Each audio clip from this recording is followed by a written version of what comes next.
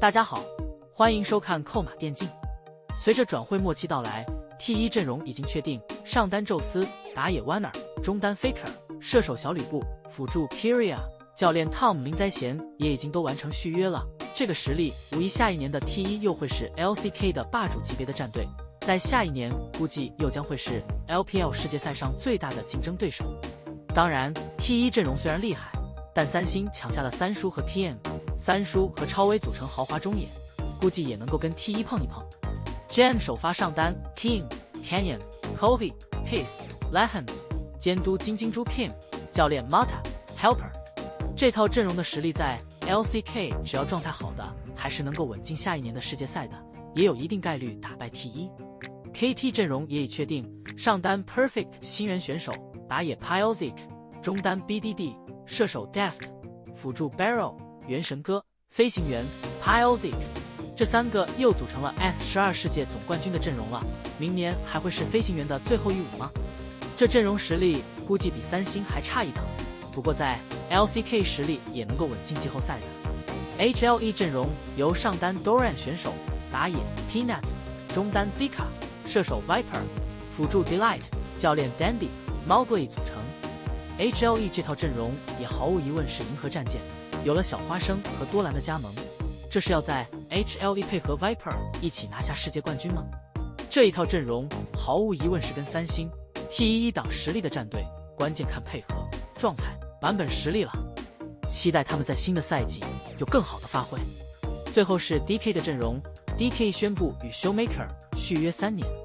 一人一城，徐者如秀，上单 Kingjun， 打野 Lucid， 中单 Showmaker。下路 Amy， 辅助 Callum， 教练 Bubbling， 有上单冠军 Kingjun 的加盟，在 LCK 这一套阵容来说，已经是能够稳进季后赛了。希望许秀能够带领这支全新的 DK 斩获更多的成就吧。2023年的冬季转会期从11月下旬开始后，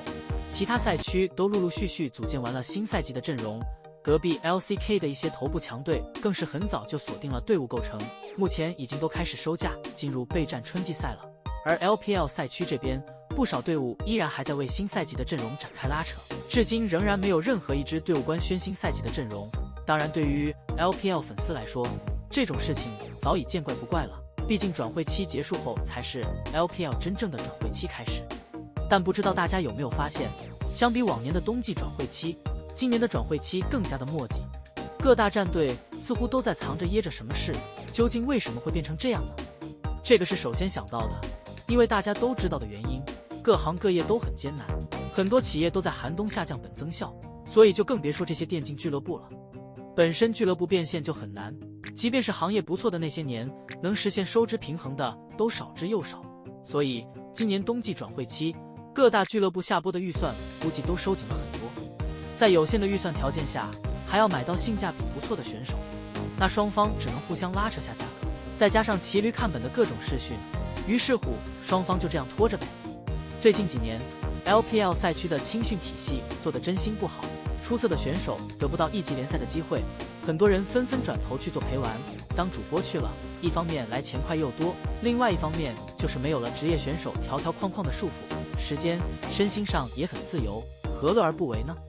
而这样导致的结果就是，如今新人选手越来越少，即便能用的新人，你也不知道这人是不是下一个 BO。如果买到一个暗雷，那对俱乐部本身几乎是毁灭性的打击。那既然新人不足，大家也只能追求目前市场上成熟的现成选手了。可目前一线选手本身就少，各大俱乐部竞争就更激烈了，所以很多人又是将目光转向了隔壁的韩国市场。但 LCK 那边很多队伍以及选手很早就确定了新赛季的去向，这导致他们只能从 LCK 次级联赛找选手。可相比几年前，能在次级联赛发现好苗子真的太难了。